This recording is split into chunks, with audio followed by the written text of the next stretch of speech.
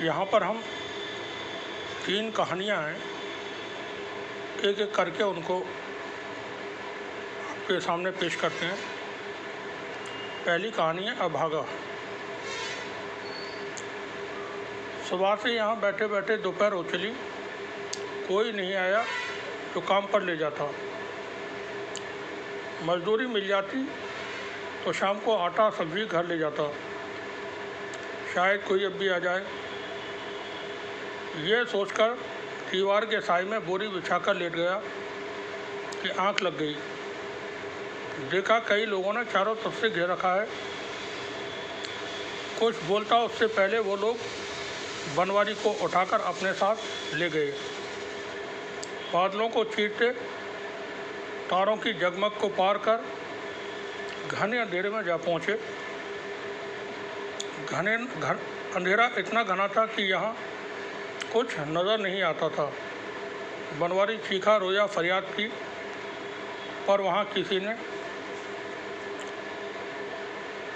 उसे जवाब नहीं दिया। वो कहाँ है, ये कौन लोग हैं, उसे कुछ पता नहीं था। फिर उसने देखा कि उजाला हो गया है और उसे जो लोग उठाकर ले गए थे वो वहाँ नहीं हैं। उनकी जगह दूसरे लोग हैं। ये इंसानों जैसे नहीं।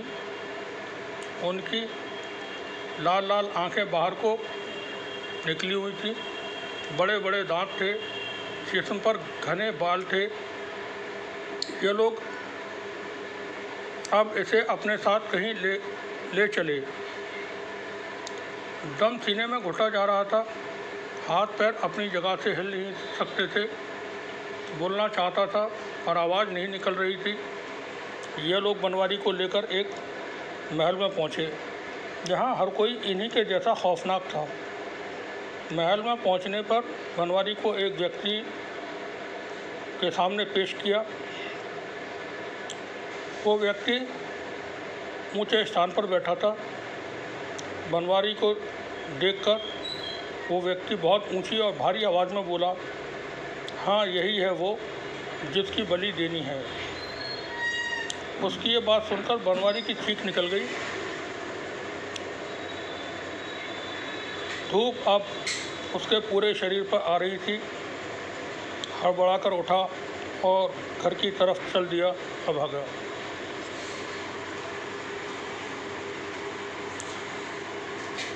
हमारी दूसरी कहानी है कसला। कसला फावड़े को कहते हैं। फावड़े को आप अच्छी तरह से जानते होंगे, रोज़मर्रा के इस्तेमाल में काम आता है।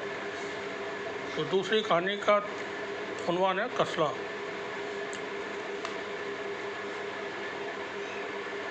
रोज़ तो ये साथ बैठकर खाते पीते थे। आज वसीम की माँ बड़े गुस्से में थी। अपने बेटे के साथ आई और वसीम के साथ पीने वाले उसके दोस्तों पर बरस पड़ी। हुआ यह था कि बीती रात वसीम अपने दोस्तों के साथ पी रहा था, तभी एक को चढ़ गई और फिर दोनों में भिड़ंत हो गई। पीने के बाद आदमी का बहक जाना नई बात नहीं।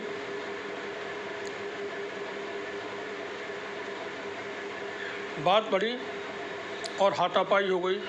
दो दोस्त लड़ गए।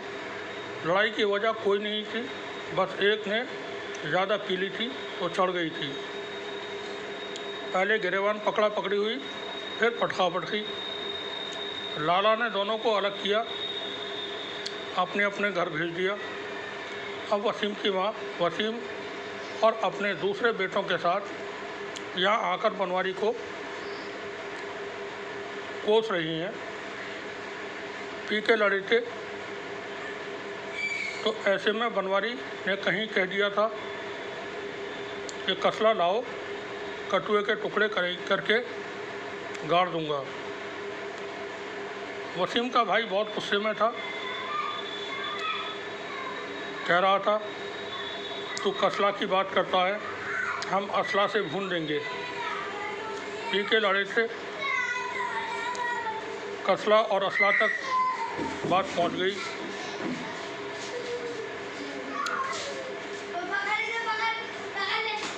और मरने मारने को तैयार हो गए।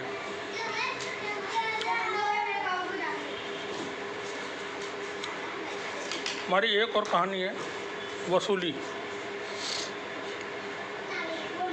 ईद आने वाली थी। वकील साहब इस बार तगड़ा बकरा ख़रीदना चाहते थे। मोहल्ले में हर तरफ रौनक थी। सड़कों पर, बाज़ारों में लोगों की भीड़ लगी थी।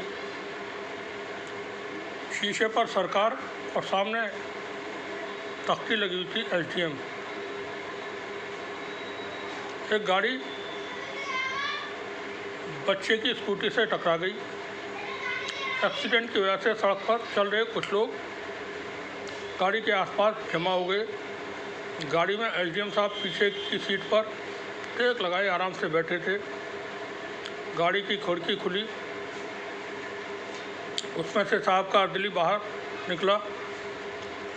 स्कूटी के साथ सड़क पर पड़े बच्चे को डांटने लगा।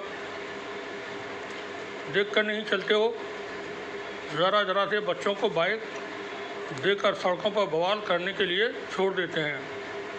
इतने में भीड़ में से वकील साहब आगे आते हैं और बच्चे का हाथ पकड़कर उठाते हैं। बच्चा डरा सहमा हुआ चुपकी लेकर उठता है, फिर अपनी स्कूटी की तरफ देखता है। स्कूटी की सामने की लाइट टूट गई थी।